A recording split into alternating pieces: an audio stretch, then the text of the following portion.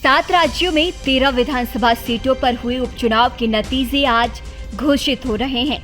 सभी सीटों की मतगणना 8 बजे से शुरू हो गई है और दोपहर तक परिणाम भी घोषित होते ही ये भी पता चल जाएगा कि इन विधानसभा सीटों पर यहाँ की जनता किसके सिर ताज सजाए। जिन 13 सीटों के परिणाम आज घोषित हो रहे हैं उनमें बिहार की रुपौली सीट भी शामिल है, जहां एनडीए की तरफ से जेडीयू और इंडिया ब्लॉक की तरफ से आरजेडी के बीच रोमांचक मुकाबला देखने को मिला है।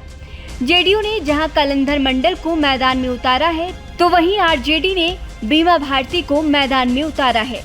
बीमा भारती ही यहां से पहले जेडीयू की विधायक थी, लेकिन बाद में वो आरजेडी में शामिल हो गई, जिसके बाद यहां की सीट खाली हो चुकी थी। बीमा भारती ने पूर्णिया से लोकसभा का चुनाव भी लड़ा, लेकिन करारी शिकस्त का सामना करना पड़ा। यहां 10 जुलाई को करीब 92.75% मतदान हुआ था। इन उपचुनाव परिणाम को लेकर सियासी हलचल बेहद तेज है। इस सीट को अपने कब्जे में करने के लिए महागठबंधन और एनडीए ने पूरी ताकत झोंक दी।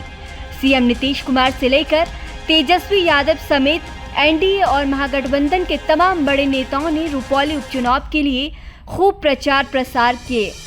दरअसल लोकसभा चुनाव 2024 में पूर्णिया सीट से चुनाव लड़ने के लिए रुपौली सीट से 5 बार की विधायक बीमा भारती जेडीयू छोड़कर आरजेडी में शामिल हो गई थी। इसके लिए बीमा भारती ने विधानसभा की सदस्यता से इस्तीफा दे दिया था। इस वजह से रुपौली सीट खाली हो चुकी थी और अब इसी सीट पर उपचुनाव हो रहा है। हालांकि लोकसभा चुनाव में बीमा भारती पूर्णिया सीट से चुनाव हार गई थी। पूर्णिया सीट पर इस बार निर्दलीय प्रत्याशी पप्पू यादव ने चुनाव जीता। रुपौली विधानसभा उपचुनाव की मतगणना सुबह 8 बजे से शुरू हो गई। बता दें कि पूर्णिया कॉलेज में कड़ी सुरक्षा के बीच मतगणना जारी रही।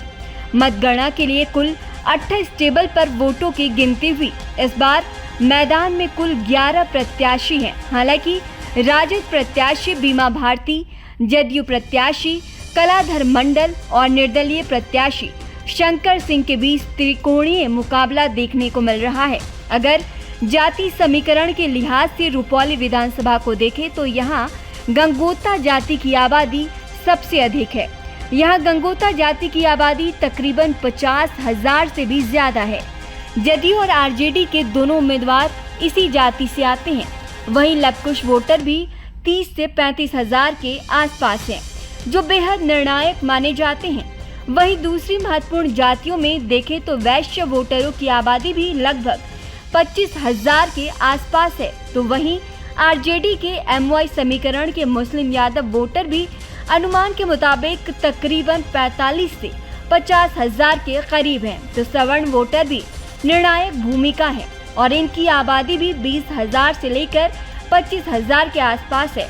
बता दें कि निर्दलीय प्रत्याशी शंकर सिंह राजपूत जाति से आते हैं।